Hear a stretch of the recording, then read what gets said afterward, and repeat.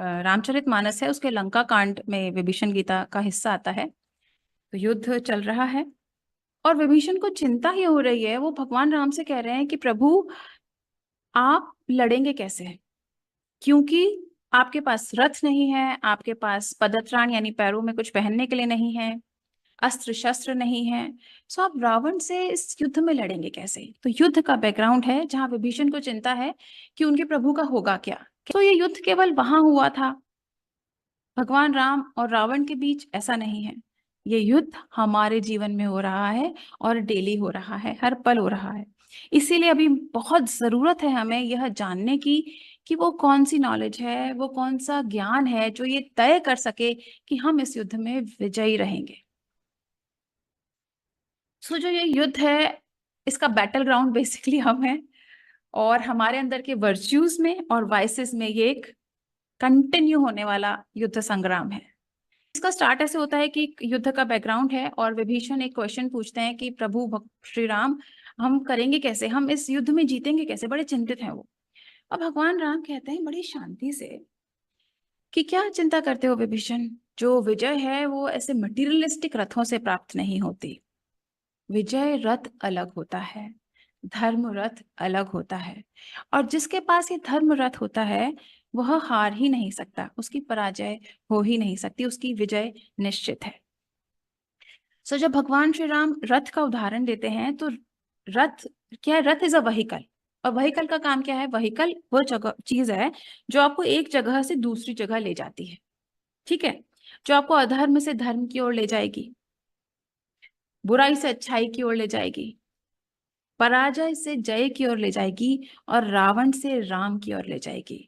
वो है रथ, क्योंकि वो मूव करता है, ले जाता है। इसका मतलब आपकी जर्नी को आगे बढ़ाने का काम आपका व्हीकल कर रहा है। अब वो व्हीकल कैसा होना चाहिए, तो सबसे पहले व्हीकल में सबसे इंपॉर्टेंट कंपोनेंट्स क्या होते हैं जो उसको मूवमेंट देते हैं, व्हील्स होते हैं, पहिए होते हैं, राइट। पहिया ही तो है जो गोल गोल घूम के आगे बढ़ रहा है। सो भगवान श्री राम क्या कह रहे हैं कि दो पहिए हैं रथ के। पहला है वीरता और धीरता, यानी कि करेज एंड पेशेंस। अगर आप में ये दोनों हैं तो आपका ये व्हीकल, आपकी स्पिरिचुअल ग्रोथ रुक ही नहीं सकती। सो अब आप खुद सोचिए कि क्या आप में धीरता और वीरता यानी कि वैलर और फोर्टिट्यूड है क्या। और अगर है, आप कई बार हमें लगता है ना कि हम आगे बढ़ नहीं पा रहे, हम सब कर रहे हैं, कोशिश कर रहे हैं, लेकिन स्टैग्नेंट हो गया है सब कुछ, ग्रोथ नहीं फील हो रही। सो अगर ग्रोथ नहीं है सो आप में धीरता और वीरता में भी कुछ कम है, या में भी आप उसको सही समझ नहीं रहे। सो हम इन दोनों शब्दों को समझने की कोशिश करते हैं through the point of view भगवान Shri Ram and through the point of view of our guru. So ये दोनों ही लोग ये कहते हैं कि जो वीरता है, वीरता बाजुओं में नहीं है। अगर मैं किसी बहुत बलशाली व्यक्ति को तलवार से नहीं हरा सकती तो doesn't mean that I am not वीर। वीरता होनी चाहिए इनर स्ट्रेंथ, इनर पावर। क्या वो ताकत है क्या मुझ में जो मुझे सही रास्ते पर चलाए रख सके। बहुत कठिनताएं, बहुत मुश्किलें आएंगी, क्या उसके बावजूद भी मैं सही को फॉलो कर सकती हूँ क्या, दैट इज वीरता। सो क्या आप में वो है। क्या आपको कभी ऐसा लगता है कि यार ये छोटा सा काम अपन इसको इतना सा गलत कर लें तो हमें इतना बड़ा फायदा हो जाएगा, क्या आप ऐसा सोचते हैं। इसका मतलब आप में इनर स्ट्रेंथ नहीं है। और टीचर क्या कह रहे हैं, with inner power you can do great things, what is possible और not possible is within you, within you. देखिए हम रथ से समझेंगे, रथ में हमने पहिए की बात की, अब फ्लैग्स। फ्लैग क्या करता है, युद्ध भूमि में ना ध्वजा और पताका को देखकर ही यह पता लगाया जाता था कि इस व्यक्ति की भी स्थिति क्या है, क्या ये लड़ रहा है, क्या ये जीत रहा है, ये किस स्थिति में है, क्या ये आहत है, क्या ये घायल है, क्या इसकी ध्वजा टूट गई है, वगैरह वगैरह। सो इसीलिए कितना सुंदर उदाहरण लिया है भगवान श्री राम ने कि ध्वजा और पताका क्या है वो, फ्रेंड्स वो है honesty and your good character. अगर आप में सच्चाई है तो आपकी विजय निश्चित है। हालांकि सच्चाई का होना इज वेरी डिफिकल्ट, सच्चाई को फॉलो करना, ऑनेस्टी को फॉलो करना इज वेरी वेरी डिफिकल्ट। पर अगर आप में ऑनेस्टी है सो आप पराजित हो ही नहीं सकते, आपकी विजय पताका ध्वज हमेशा ऊंचा लहराता रहेगा। अगर आप में गुड कैरेक्टर है तो आप पराजित हो ही नहीं सकते। हॉर्सेस, जो रथ को आगे बढ़ा रहा है, जो रथ को पावर दे रहा है। उस समय हॉर्सेस होते थे, आजकल इंजन होता है जिसको अपन बोलते हैं हॉर्स पावर। सो वो 4 इंजन की बात करते हैं भगवान श्री राम कि अगर ये 4 इंजन है आपके पास, सो अगेन आपके जो रथ की स्पीड है वो बहुत फास्ट रहेगी। आप बहुत एक्सेलरेटेड स्पीड से इस पाथ पे आगे बढ़ेंगे और फिर आपको कोई रोक नहीं पाएगा। Then first is strength, your नैतिक बल, अगेन योर इनर स्ट्रेंथ। अगर this is the first horse according to Bhagwan Shri Ram, this is your first horse, and according to our teacher, maintain your willpower, maintain your inner strength. The main obstacles are within you and the key is within you. It means अगर आप में नैतिक बल है, अगर आप में strength है, सो आपका एक जो हॉर्स है, एक जो इंजन है, वो बहुत अच्छे से काम कर रहा है और आप की स्पीड एक्सेलरेट हो रही है। आगे बात करते हैं। नेक्स्ट इज डिस्क्रिमिनेशन, विवेक। विवेक क्या है? विवेक का मतलब है ऐसी बुद्धि जो हमें ये बताए कि what is wrong, what is right. देखिए, हमें आगे बढ़ना है, ठीक है, हमें पता होना चाहिए कि हमें किस रास्ते पे आगे बढ़ना है। गूगल मैप भी हम करते हैं तो हमें ये पता होना चाहिए, एड्रेस डालते हैं हम, फाइनल हमारे डेस्टिनेशन क्या है, उसका पता नहीं होगा तो हम दूर होते जाएंगे अपनी मंजिल से। सो विवेक, डिस्क्रिमिनेशन हमें इस बात को समझने में मदद करता है that what is right and what is wrong. Teacher कहते हैं accurate perception and correct expression is the most important of the all virtues, जो हमें ये समझने में मदद करती है कि सही क्या है, धर्म क्या है और अधर्म क्या है। इसकी नॉलेज होना बहुत बहुत जरूरी है। नहीं तो हॉर्सेस भी हैं और सब कुछ है, लेकिन हॉर्सेस अगर गलत डायरेक्शन में बढ़ गए, जाना ए पॉइंट पे था and B point is extremely opposite of it, और अगर हम बी पॉइंट की तरफ बढ़ रहे हैं, हम बहुत तेजी से चल रहे हैं, वेरी गुड, लेकिन हम जा ही गलत डायरेक्शन में रहे, हमें जाना तो कहीं और था। तो जो डायरेक्शन की समझ है ये आती है विवेक से, डिस्क्रिमिनेशन से।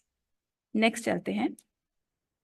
नेक्स्ट इज दम, यानी कि सेल्फ कंट्रोल। भगवान श्री राम इसको लगाम से, इसका जो मेटाफर दिया है वो लगाम से दिया है। लगाम इज द कंट्रोलिंग एजेंट। अगर कोई कर्मा डाउनलोड भी हो रहा है नेगेटिव, तो उसको कंट्रोल कैसे करना है, उसको भगवान श्री राम क्या कहते हैं उसके बारे में। फर्स्ट इज फॉरगिवनेस, क्षमा।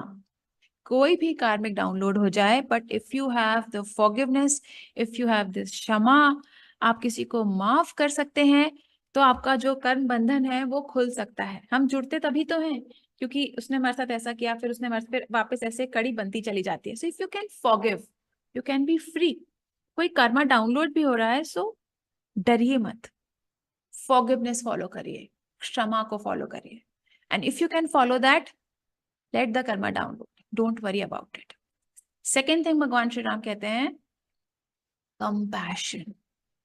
अगेन, कर्मा डाउनलोड में होता क्या है, हमने किसी के साथ कुछ बैड किया है, कुछ बुरा किया है, वो उसी को इक्वल करने के लिए आता है, तब हम नहीं दिखा पाए कंपैशन, अब हम दिखा सकते हैं। So if you have this compassion, compassion is the path to oneness. It activates the crown chakra, which facilitates the achievement of divine oneness. So if you have this compassion, again, there is no need to worry. आप बहुत आसानी से उनको control कर पाएंगे, जो भी कार्मिक ऑब्लिगेशंस या नेगेटिव कर्मा आपके आगे डाउनलोड हो रहे हैं या होने वाले हैं। सो एक तरीके से आपको एक प्रोटेक्शन शील्ड दे रखी है। Follow this and do not worry. Third बात करते हैं इक्वानिमिटी की, समता की। See this is very very very important and this is very difficult also. Gita में भी कहा है सुखम दुखम समे कृत्वा लाभा लाभौ जया जयो, मतलब सुख में, दुख में, लाभ में, अलाभ में, जय में, पराजय में सम रहना है, समान रहना है, भगवान श्री राम के जैसे रहना है। कैसे रहते थे भगवान श्री राम? वो चाहे राजगद्दी पे बैठने वाले हो या उनको वन जाना हो, सेम, कोई उनके मन में द्वेलन नहीं, कोई उथल पुथल नहीं, कोई विचलन नहीं, शांत, और जो भी आ रहा है उसको एक्सेप्ट कर लिया। पिताजी ने कहा कल तुम्हारी राजगद्दी होगी, राज्याभिषेक करेंगे, ओके। कल तुम्हें वन जाना है, okay, no difference, this is समता। सो जितने भी उतार चढ़ाव आ रहे हैं हमारे जीवन में, बहुत सारी चीजें होती हैं, बहुत सारे इमोशंस होते हैं, खुशी भी है, दुख भी है, try to feel the same, मतलब खुशी में बहुत खुश हो जाना, आप अगेन आपका सोलर प्लेक्सस काम कर रहा है। दुख में बहुत दुखी हो जाना, this is the urges of your lower nature. Have equanimity, समता रखने की कोशिश करिए। और आइडियल कौन है? भगवान श्री राम। शायद हम वहां तक नहीं पहुंच पाए, लेकिन जितना अच्छा हमारा आइडियल रहेगा, जिसके बारे में हम सोचते रहेंगे, जिस मार्ग पे हम चलेंगे, तो हम कहीं तो पहुंचेंगे ही। किसी चीज को तो हम अचीव करेंगे ही करेंगे। आगे टीचर कहते हैं सारथी, यानी कि देखिए सारथी होना इज वेरी इंपॉर्टेंट। सारथी वो है, आपका ड्राइवर है, आप कहाँ जाएंगे तय आपका ड्राइवर करेगा, राइट?